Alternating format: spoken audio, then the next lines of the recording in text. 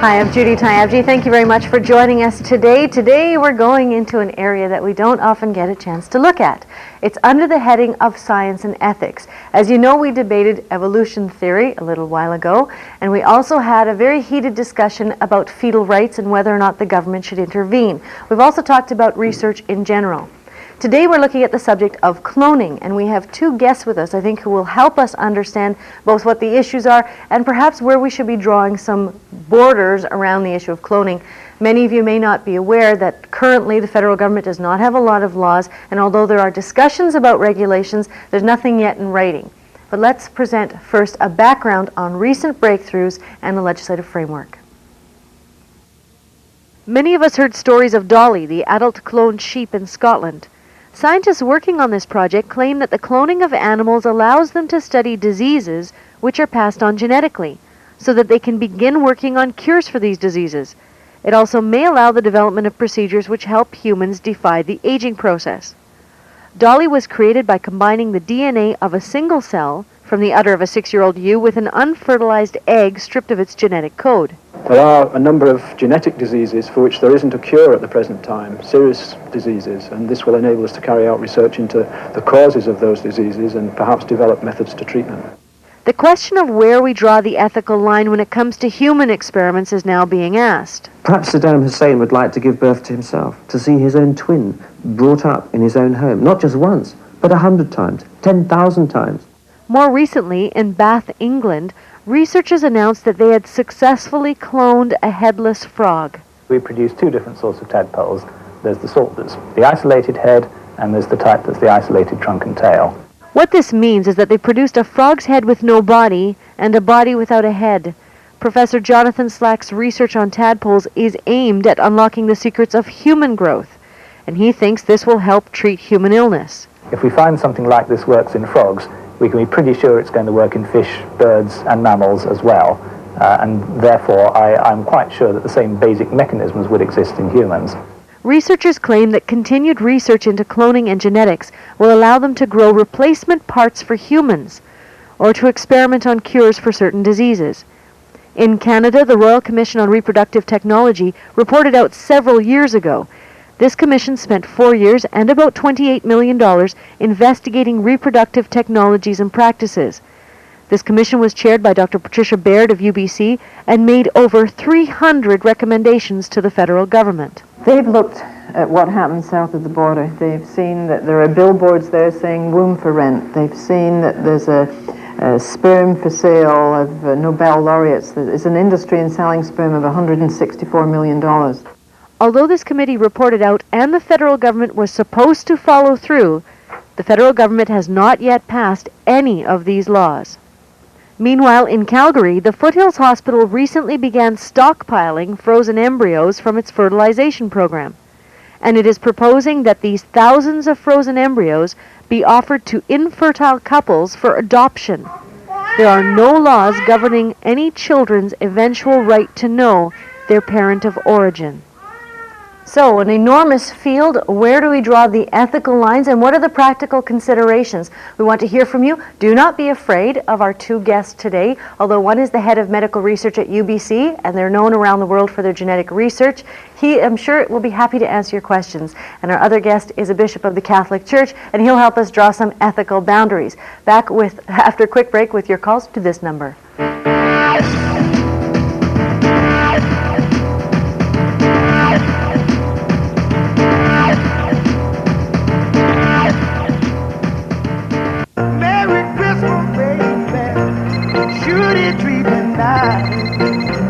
Hi, sweetie.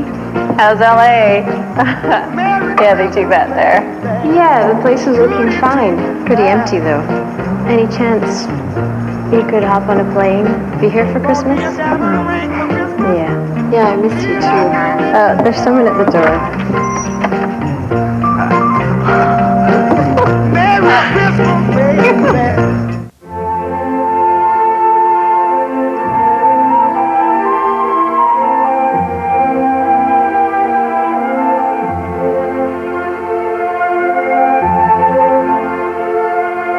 Some days are made to last forever. Beautiful from Estee Lauder. Now red for the holidays. A bright red toad in brilliant lip color. $22.50 with any Estee Lauder fragrance purchase. This holiday offer is now at Eaton's. When should you plant geranium cuttings? What's the only time of year to safely move peonies? How long can live Christmas trees remain indoors? Get answers to these and other questions by ordering the Get Up and Grow Gardening Guide and Calendar for 1998. Gord Nickel, host of the Get Up and Grow TV show, has compiled over 360 useful tips to help novices and green thumbs alike succeed in the garden. All of this timely information has been combined with rich botanical illustrations to give you an invaluable resource. Hi, I'm Gord Nickel, host of Get Up and Grow, seen every Saturday morning on Check TV. Order the Get Up and Grow Gardening Guide and Calendar now, and you'll receive a Forget-Me-Not seed package at no extra cost.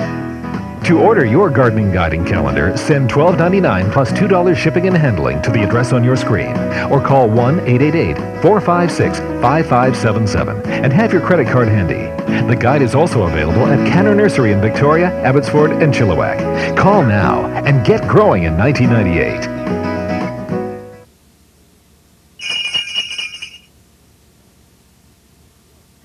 And today we're talking about cloning. It's something that, I heard some jingle bells just now. I think that's supposed to be Christmas music.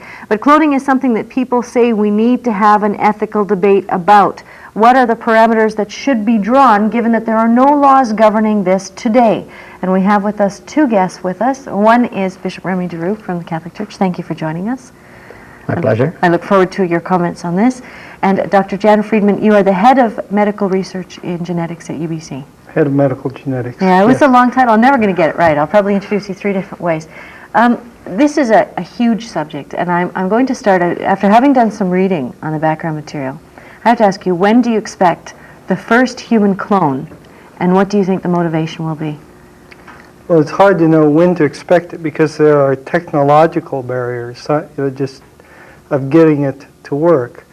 But the major ones have been solved, and it wouldn't surprise me to see it become possible to develop a human clone within anywhere from a year or two to 10 years. I think we'll see it in the reasonable future.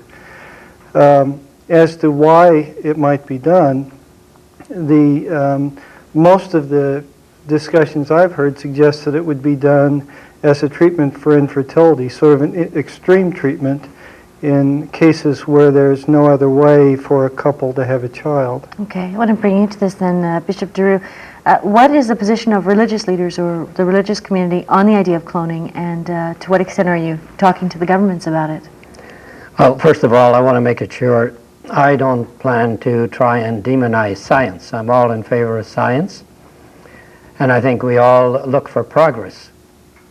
But at this point, I think it's safe to say that the vast majority of religious leaders figure that if and when there's an attempt made to actually clone a human being, it'll be a sad day for humanity. And so in that respect, is that being communicated anywhere? Because I haven't heard a lot about, I haven't heard the ethical debate yet on cloning. Well, I think most of the major religious groups are trying to get their message heard. Right. I'm not sure they're getting all that good a cooperation from the media. Okay, I bet we could have a long conversation about that. Dr. Friedman, I noticed that in the story we saw that actually it was out of Britain that these first initiatives on cloning came out, but within weeks of that announcement, the government withdrew funding and said it's up to industry now to fund the research. Well, if private sector is going to fund the research, then the patents will be held by the private sector and cloning will become an industry. How do you feel about that as an academic?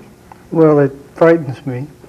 I think that we've already seen that a lot of the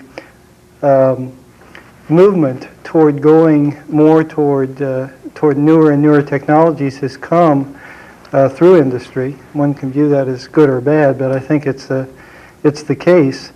It does concern me that profit, rather than concern about good or concern about what's right, may drive some of these issues. Right. Certainly, the influence of industry on the whole field of genetics has grown enormously over the last few years, and I think it's important that the academic sector remain independent and not subservient to industrial interests. I think that's probably a debate in itself. We're going to take a couple of calls, and then we'll provide a little bit more of the background on some of the breakthroughs and the legislative framework. We're going to start by talking to Barbara in Victoria.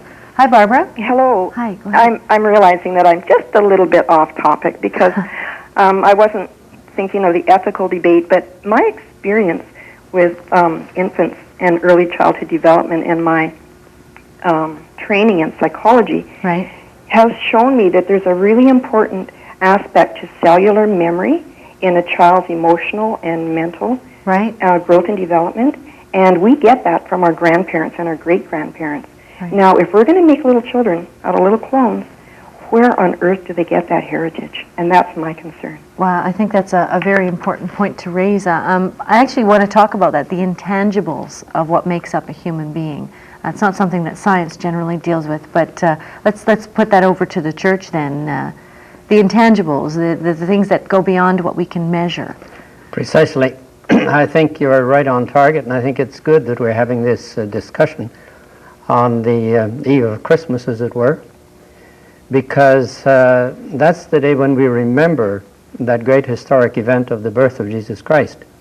And that revealed to humankind an idea of the dignity of the human person that had never been known before.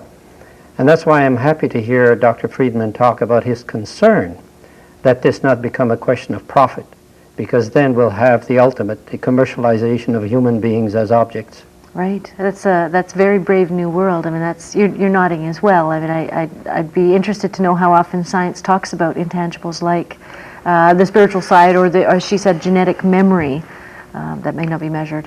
Well, I think in genetics this is something we talk about a great deal because we're quite aware that ours is a science that has been abused in the past, that we have a responsibility. That's an understatement for many people, I guess, eh?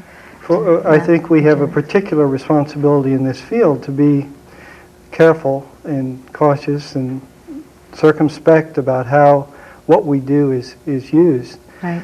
But I agree with the caller that there's a great deal more to human beings than what's in their genes. And I think part of the concern are part of the promises that some people have made on both sides, both positive and negative, with respect to cloning are misplaced, because people have assumed that if you, say, cloned Adolf Hitler, you'd end up with another Adolf Hitler.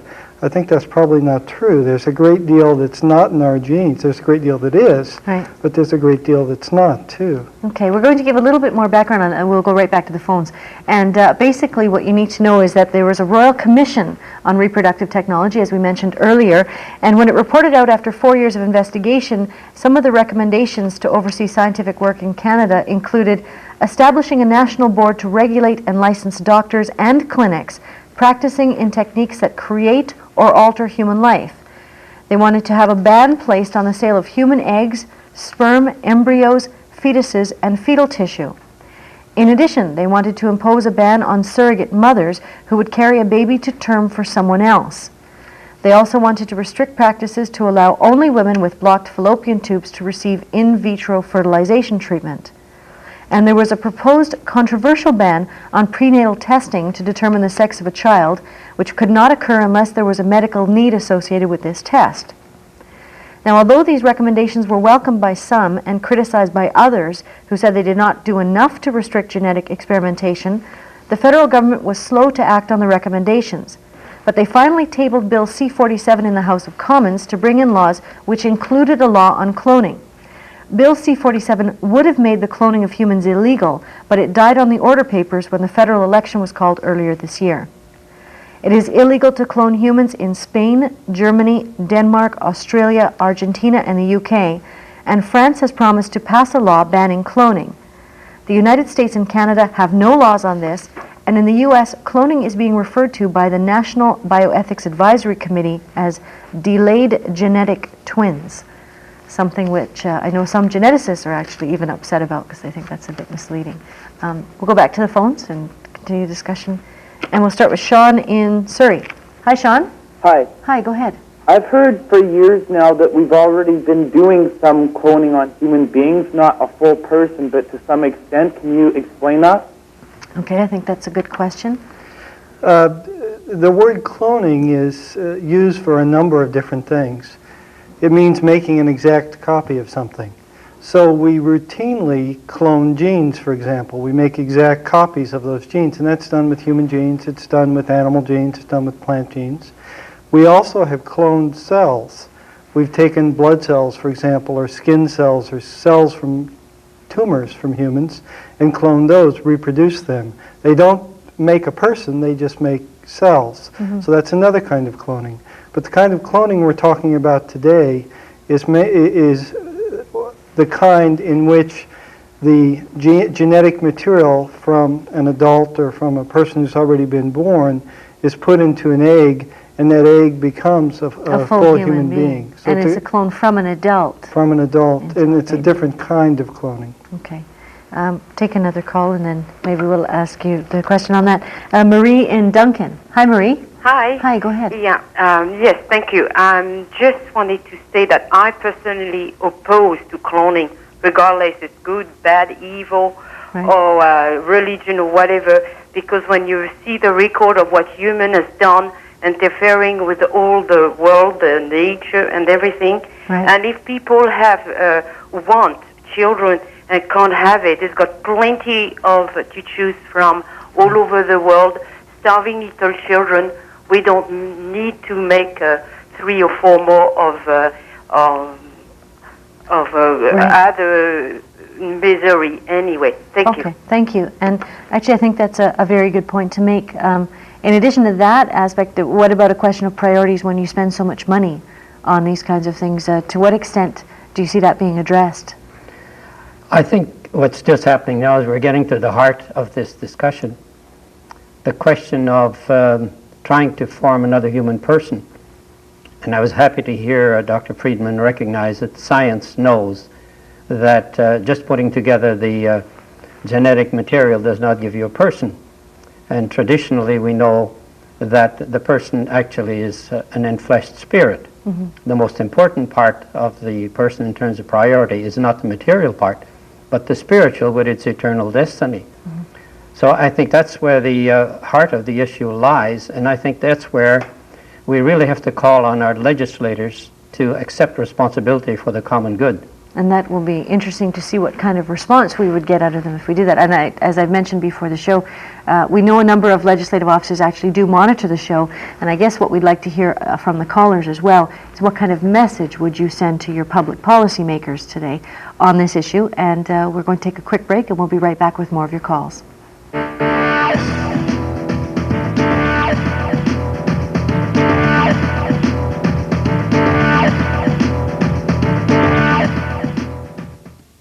Tyabji is brought to you in part by Metro Lexus Toyota, leaders in customer satisfaction. How can you give someone a taste of something this refreshing, this cool, this holiday season? Give a Brita water filter system. It's a really cool gift. Hey, don't switch that dial, because this is going to make you smile. See these warm, toasty sweaters for your family? At 30% off, put them under your tree. And comfy, cozy robes, all at 25% off now. And only at Eaton's. Wow! 30% off men's dress shirts and ties. There's Christian Dior, Aero, Hathaway, and Distinction for all you guys. And there's me, Mr. Magical Moose. Only $9.93. Call to order Rogers Me TV now, and you could win a trip to historic England. I'm so into history. Or one of 10 Sony home theaters. There's over $300,000 in prizes, including a grand prize of $50,000. The earlier you enter, the more chances to win. And with 16 channels for as little as $5.99, you can't lose. Order Me TV today to win. Call 1-888-ROGERS-1.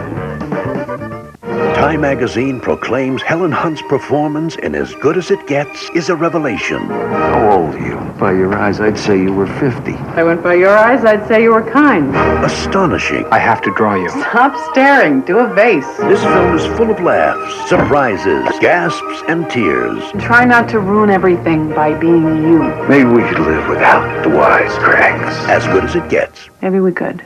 Opens everywhere December 25th. The RE/MAX Home Tour is on the air. All week, the RE/MAX Mobile Production Studio tours Vancouver Island, videotaping a cross-section of the finest properties listed for sale. Watch the RE/MAX Home Tour Sunday mornings at 11 a.m. It's here on Check TV, Vancouver Island's home tour.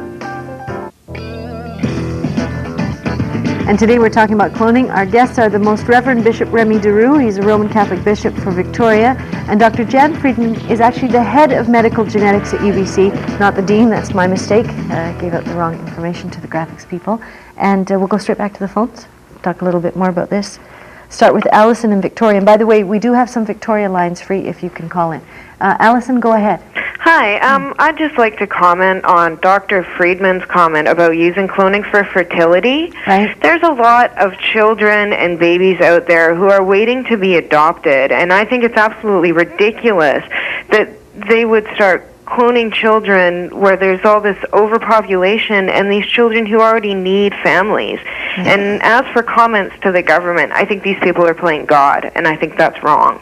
Okay, well, thank you for that comment. That is something that you hear quite often when it comes to fertility, and UBC is involved in fertility clinics.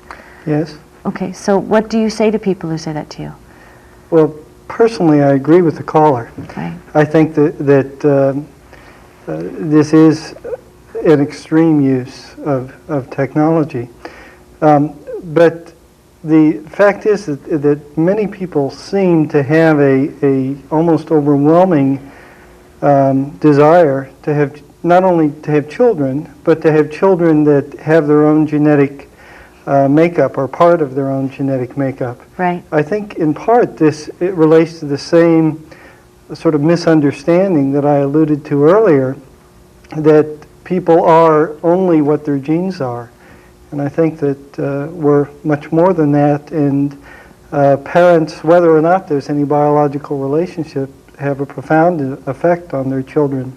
Just from the nurturing. And I mean, I have to throw it to you. She said playing God. So, I mean, that's sort of in your department. The temptation to play God is as old as humankind. Right.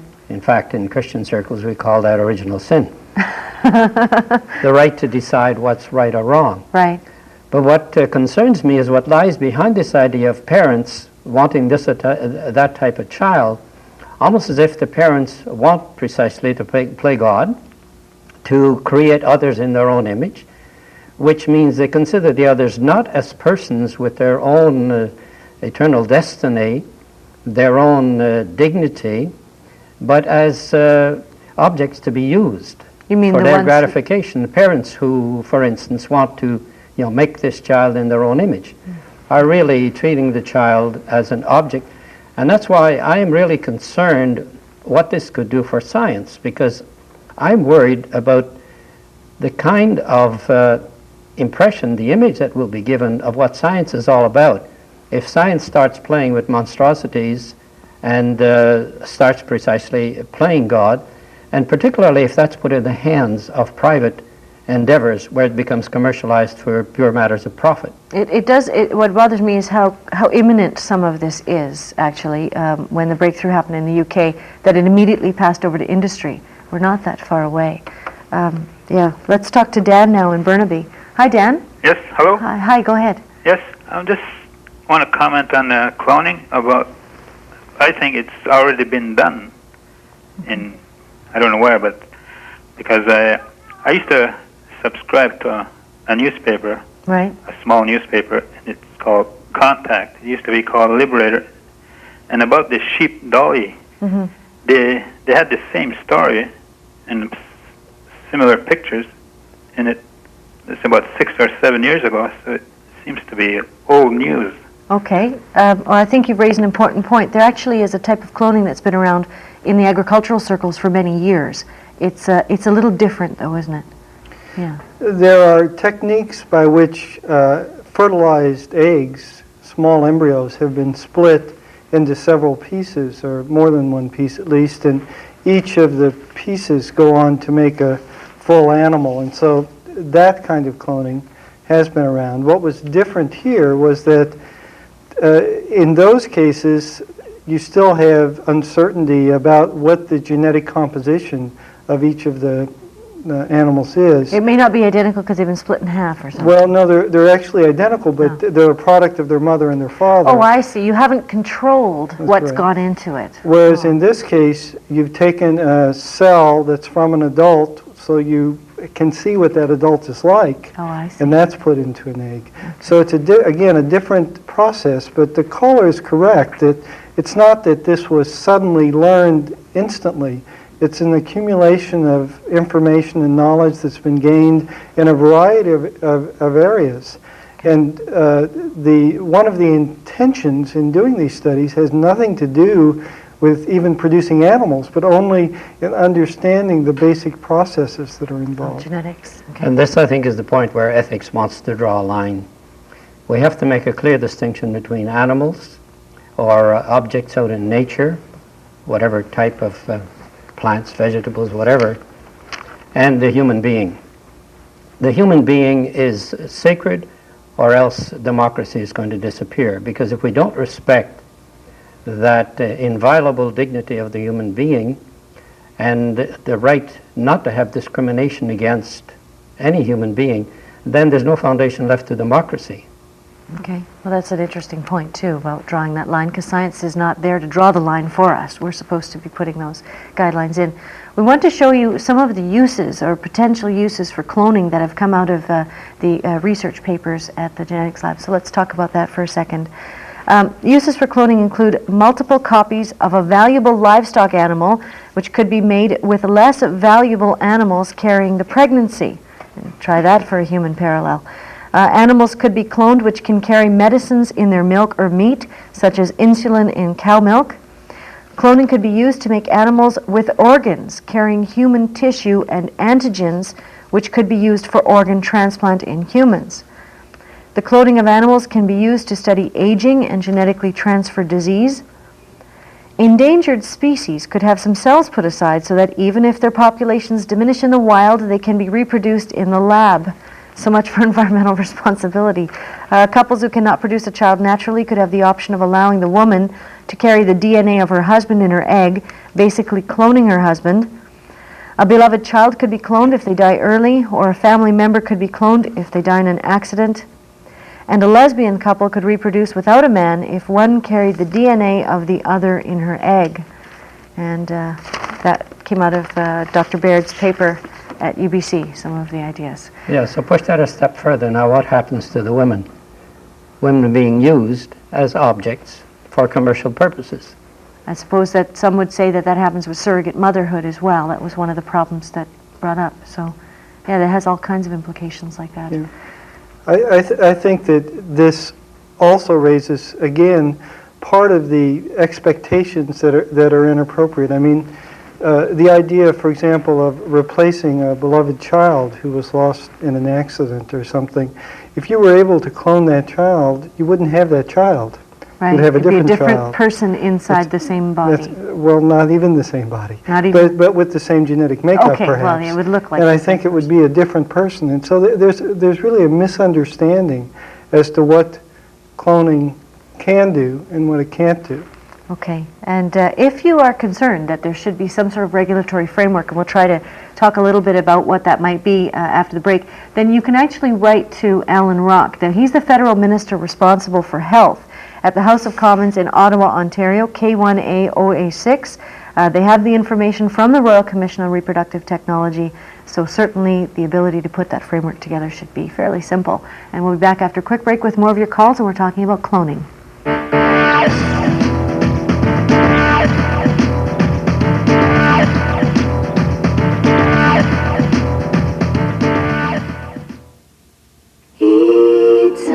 This holiday from Eden's, discover the romantic fragrance L'air du Temps and receive absolutely free this 3-piece gift set.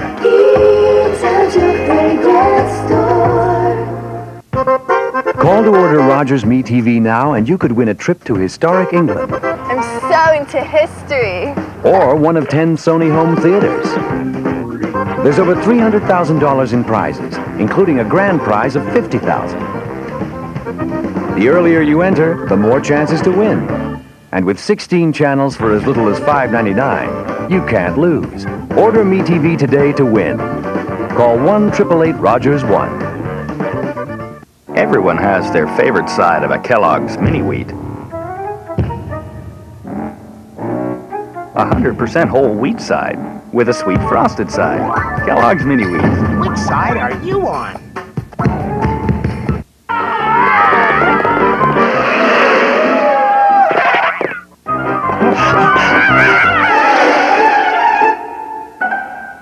New Kellogg's Honey Rice Krispie Cereal. How can you give someone a taste of something this refreshing, this cool, this holiday season? Give a Brita water filter system. It's a really cool gift.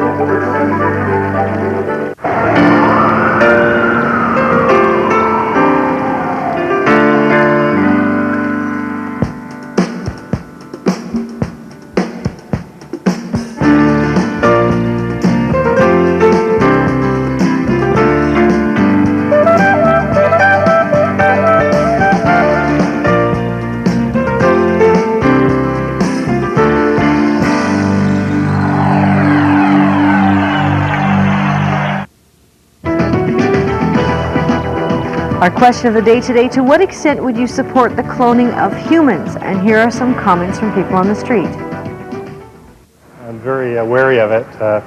I guess I'm a Christian. I believe in God making everybody, and it worries me a lot when man takes his own hands and starts creating. And then you get to the point where are people are clones? Are there clones? Do they have souls? Are they real? Are they alive, or are they just meat for somebody else to use and parts and things? So I'm very much against cloning. I'm kind of actually against it, but everything should be natural. I'd have to see it to believe it. If it happens, it happens. Like I said, if they do it, it's just for recognition. They're not doing it to serve any real purpose. Waste of money. I can think of better things to spend money on cloning people.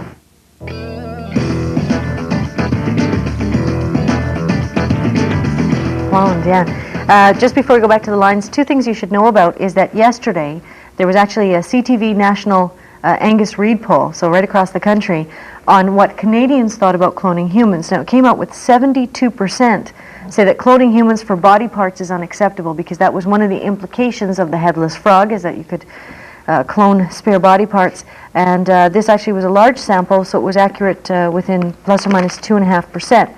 Now, on the other side of the border, in the United States, there was an interesting article which came out last week, which said human cloning was first reviled but now gains favor. And in there it says that scientists who originally were opposed to the idea of human cloning have now become hopeful about this notion.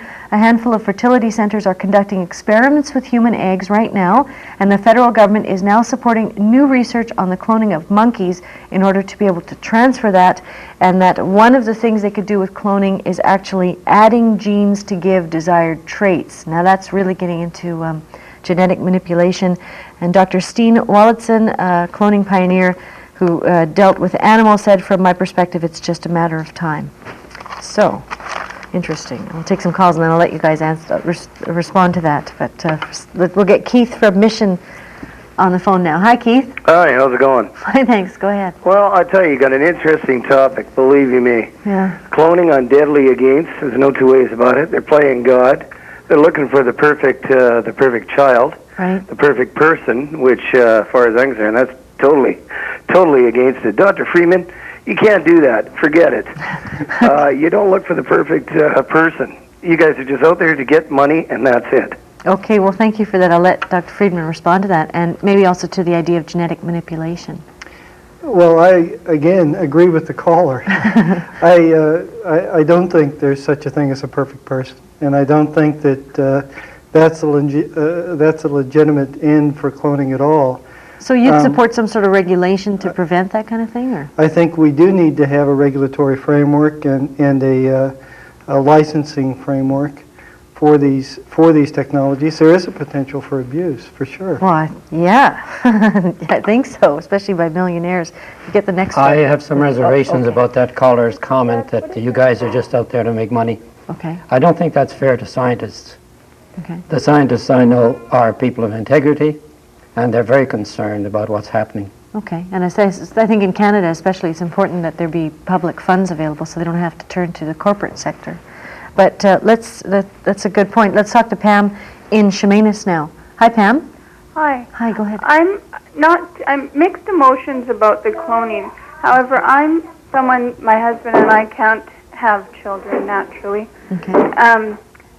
And if I could afford IVF, I would do something like that. We've discussed it. Right. We have, 3 beautiful adopted girls. Okay.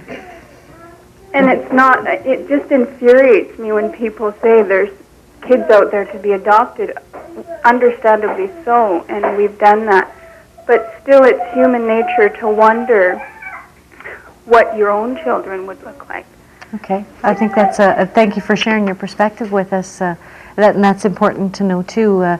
But she made an interesting comment, further to your comment about money, that if they could afford in vitro fertilization, they would.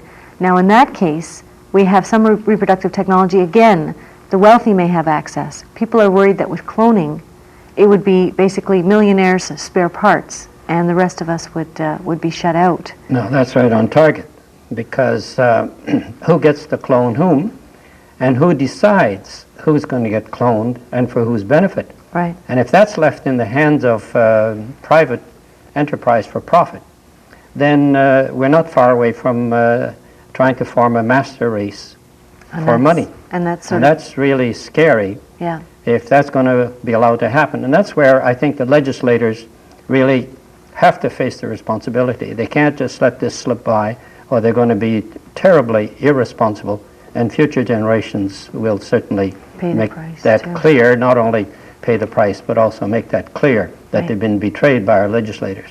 Okay, I think it's a very strong statement. There's 2 calls in a row that we want to take who are actually, as I understand it, on opposite sides. So let's first talk to Lorna from Lake Cowichan. Hi, Lorna. Hello, how are you? Fine, thanks. I totally disagree with cloning of human beings. I'm Catholic, and and regardless of what religion I am, I attend St. Louis de Montfort Church. Hello, Bishop DeRue. And using animals, well, partly I agree with that if a person needs a new liver or a new heart, but I don't believe in using cloning to do it. Okay, well... I think there's too many children out there that need good homes. There's lots of children that need to be adopted. Okay, well, thank you for sharing that. I'm now going to take Bill from Victoria. I understand he has another point of view. Hi, Bill. Well, I'd just like to mention that in a way, I don't want to touch this, upset too many people, but Jesus was cloned in a way. He only received 1 genetic copy, but that's not a big deal. I'm not really too concerned with it. You might be. What want to tell all those people who disagree with it, I disagree with it myself. But if you have a child which was born with deformity, or somebody who had their leg cut off by some form, and they have the possibility of reproducing a leg which could be maybe surgically put on, I'm sure if you were put in that situation, you would jump on that opportunity. Right. But suddenly people are disagreeing with it. So there should be limits, but... Okay, I think that you've raised the issue of the practical application, which we wanted to talk about. I also know that Bishop Drew is going to have to address the idea of Jesus being cloned. Well, to say that Jesus was cloned even in a certain way is to make a gratuitous affirmation for which there's no proof. And the burden of proof would be on the person who makes that claim. Okay. Well, I don't think the majority of people aren't saying that, so we'd have to, we're running short of time in this segment, but I wanted to hear what Dr. Friedman had to say about the practical applications for those who may say cloning is really scary, but could you grow my child an extra leg? I think that we should recognize a difference again between cloning a whole person and producing artificially by scientific means a part of a person. So I would not see the same problems inherent in producing a liver in a test tube or a liver in a cow that could be transplanted into a human person who needed a liver as I would in putting together a person. I think it's a different issue. I think it's a very weird conversation to even have, but to think that there's an ability for science to do that, I have to put this to both of you, although I know the director's going to get mad because we have to go to a break, but hepatitis C, there are all these people who are infected by tainted blood. If we had the opportunity to grow them new livers through cloning. Who are we to say no? That's assuming, of course, that we're going to solve diseases by cloning. What about looking the other side of the middle? Because in agriculture, we know that monoculture is the best way to bring in disease. So who says that cloning wouldn't bring in vulnerability to disease? Well, and that's actually, I think, that some of the researchers had said that. Very clever of you, Bishop Giroux. It's possible that it could, but I think in direct answer to your question, I would see that as an appropriate use of this technology. I would not consider it cloning a human being. Okay, and we're over time for a break. We'll be right back with more of your calls, and we're talking about cloning.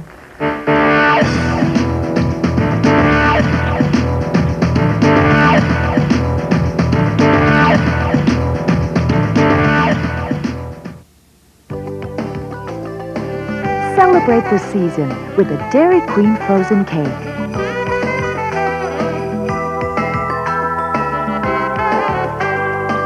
It's the perfect dessert for a perfect time of year. So cool and so good. So make your next holiday gathering festive with a Dairy Queen frozen cake. They're decorated with cheer and they're DQ through and through.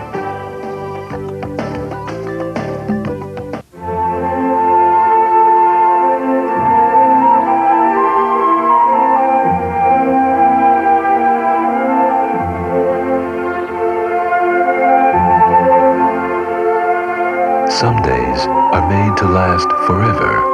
Beautiful from Estee Lauder. Now red for the holidays. A bright red toad in brilliant lip color. $22.50 with any Estee Lauder fragrance purchase. This holiday offer is now at Eaton's.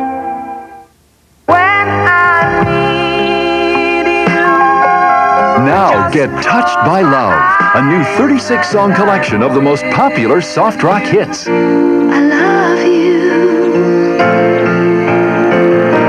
I honestly love you. Sometimes when we touch, you'll feel the magic of love in every song.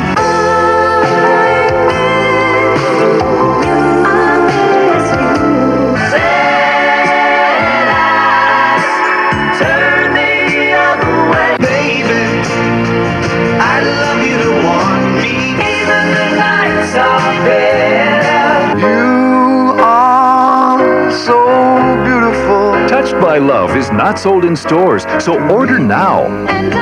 Call toll-free now for Touched by Love. 2 cassettes $19.98, 2 CDs $26.98, plus $4.95 shipping. Call now.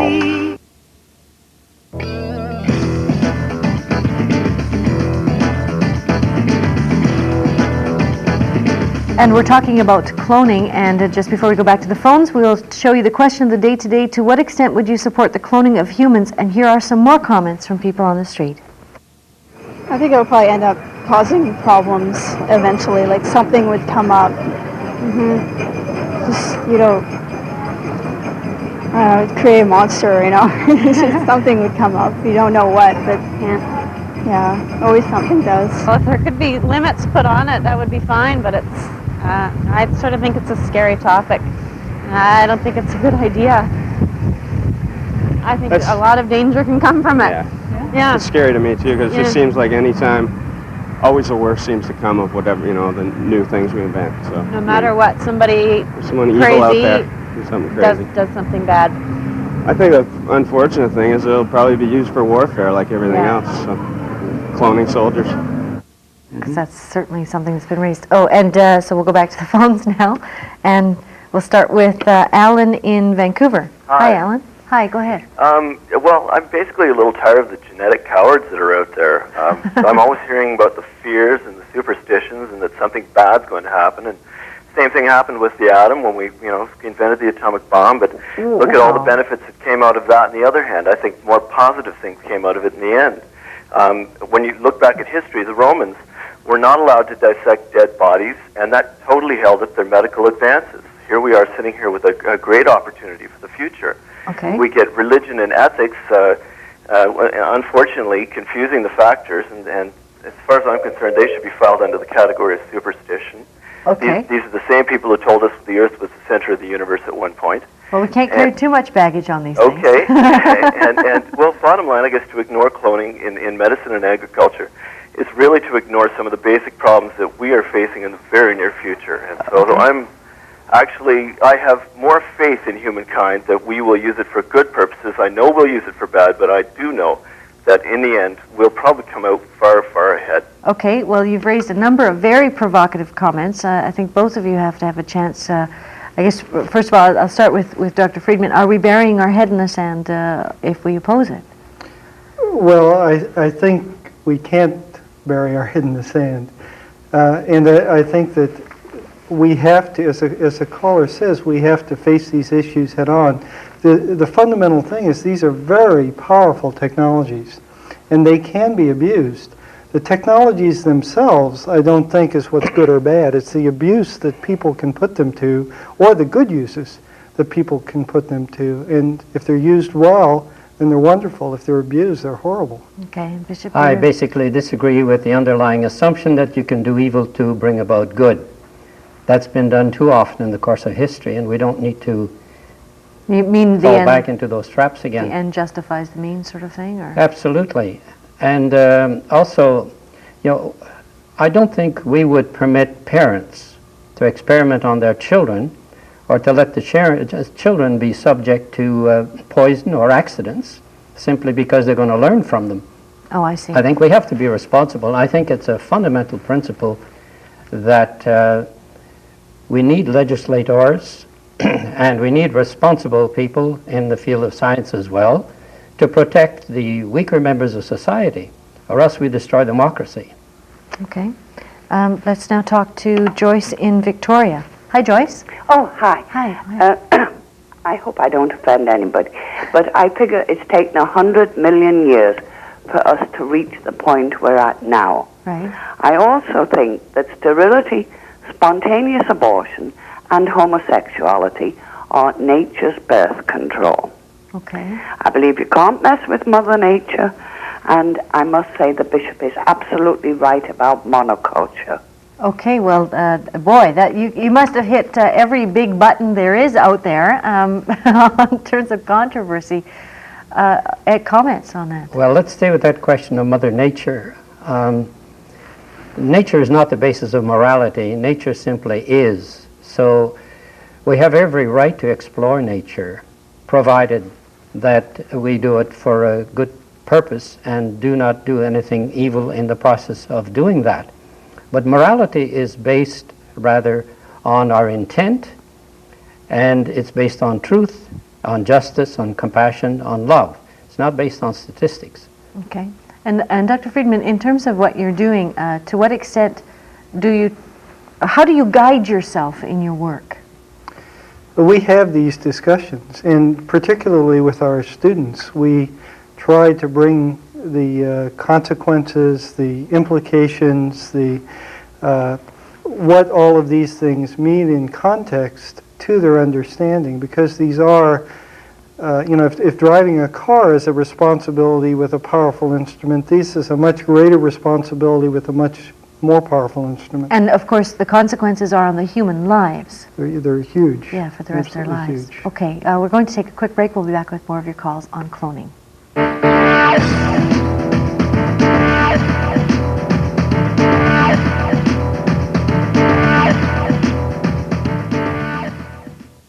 Behold, Sensei in his natural habitat.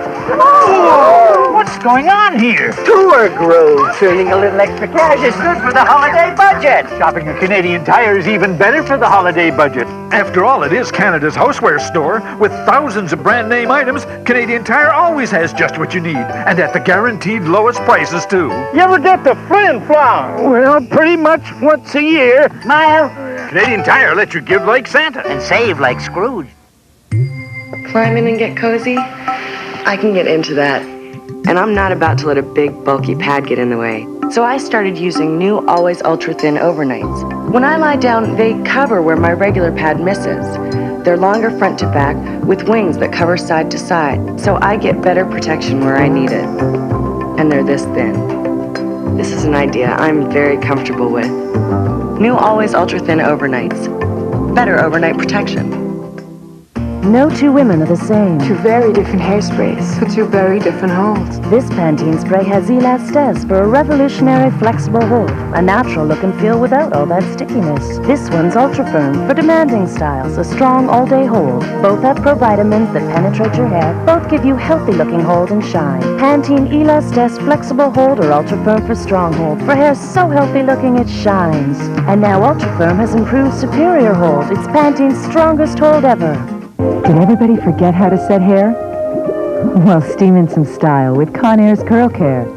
Gentle, velvety rollers, moisturizing mists take you from no style to soft, sexy, lasting style. Nobody sets style like Conair. Jumbo Metrics by Conair, the ultimate styling tool for every new fashion trend in hair. With enough attachments to crimp, straighten, and curl, including a brush for softer effect or a smoother look. It's a mini salon in one. And coming up tomorrow, we'll be looking at street violence. And next week, the forest industry and recall. And Mike Smith will be on next week, as I will be one of the viewers up in Powell River. And now, just before we go back to the phones, one of the callers who couldn't stay this long, but she asked the question, would the church recognize a cloned person as someone with a soul? Any human person has a soul, which is really why you, strictly speaking, can't clone. You cannot, by human means, no matter how powerful, produce what we call a spirit. Okay. That is a gift from eternity, right. And it's not something subject to manipulation by machinery. Okay, well that's probably the answer that people would want to hear from the church. We'll go back to the lines and we'll talk to Barry in Vancouver. Hi, Barry. Hi, Judy, how are you? Fine, thanks. Go ahead. People shouldn't be afraid of cloning. There could be tremendous benefits, cloning parts, new hearts for people, new limbs. Mm-hmm. There could be medical benefits that are beyond our wildest imagination. And the church has never really been a forward-thinking individual. Okay, I mean, the institution, the church, just doesn't think forward, so I don't consider what he has to say as being a whole lot. Thank you. Okay, well, thank you for that. I actually want Dr. Friedman to respond to this on the medical benefits aspect. It almost seems like there's two different categories. There's the medical benefits, and then there's the reproduction aspect of cloning. Right, and I think that those involve two different techniques.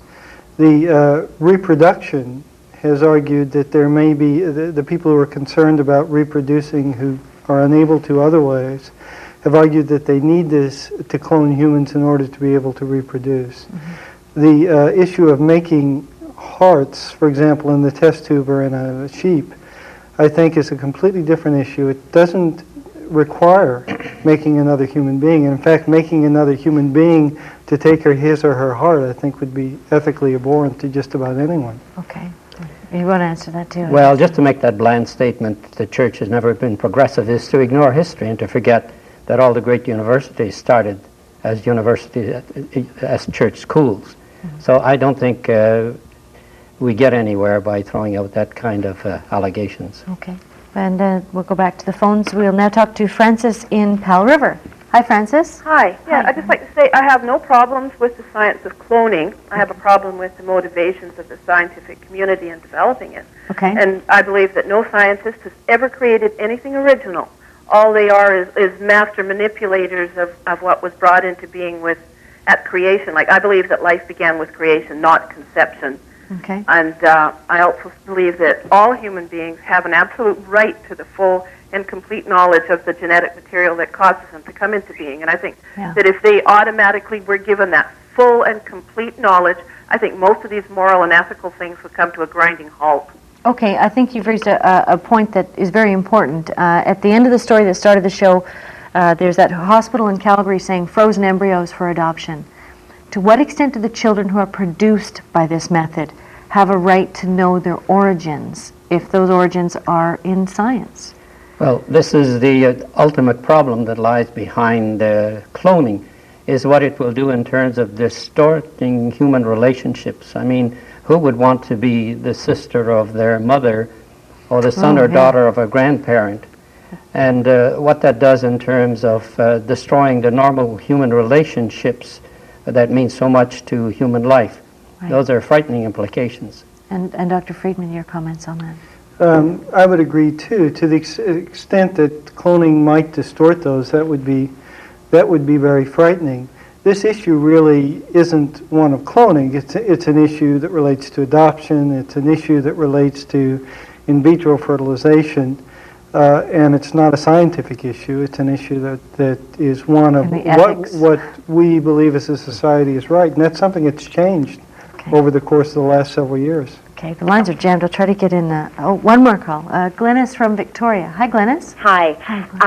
I was going to say, first of all, I don't mind the thought of cloning if cancerous tissue was to be cloned, and then research could be done on the tissue as opposed to on animals or something like that. Right. But in terms of cloning human beings, I look back over history as well, and I look at the ethnic cleansing that went on, and Hitler's philosophy around blue-eyed, blonde-haired children. Right. And I also look at ethnic cleansing as still existing today. We haven't learned from the mistakes of the horrific situation back in Hitler's day, and we're still learning. We're overfishing, we're overlogging. Right. We are still just human beings, and if we give the right to humans, as frail and as academic, both ends of the spectrum, as they are, then we're only saying, hey, we're making decisions based on our own capabilities, and how capable are we? Okay. At the end of the day, we keep coming back and refixing mistakes we've made, and do we really want to get ourselves into another bigger mistake? Okay, well, a very articulate last call to go on, and we're almost out of time, so comments on that's what you've referred to earlier, too. Yes, I would just comment that the caller is absolutely right. We have no idea, just from a technical point of view, what problems we might be creating in attempting to fix something. Okay, and Bishop Bermudier. Well, I think all this points to the need for a dialogue between the various sciences, so that scientists don't play God and religious people don't pontificate, and we all draw from the deeper wells of the wisdom of the human race and look for the common good and make sure that our legislators act accordingly. That's a great way to end. We're out of time. Thank you both, and we'll be right back.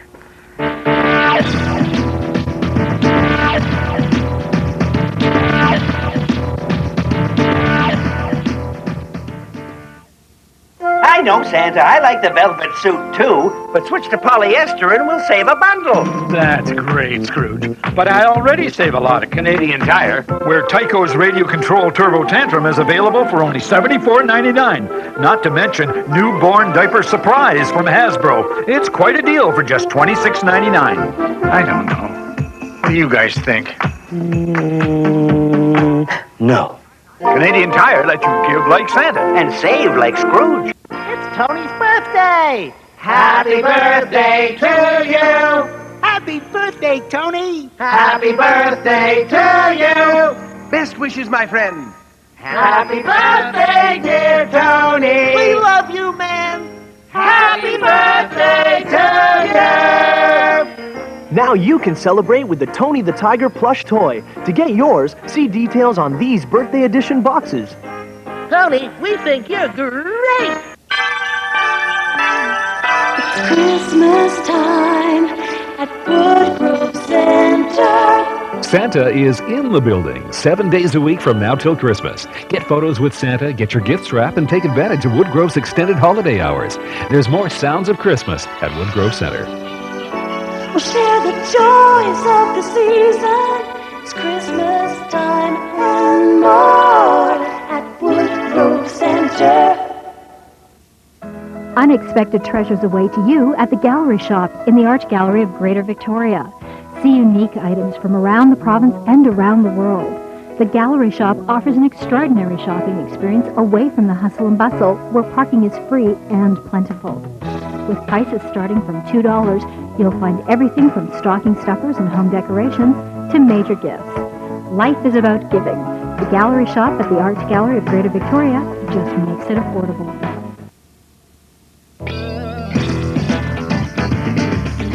Recent events, particularly in Victoria, are making many people concerned that they can no longer walk down the street safely.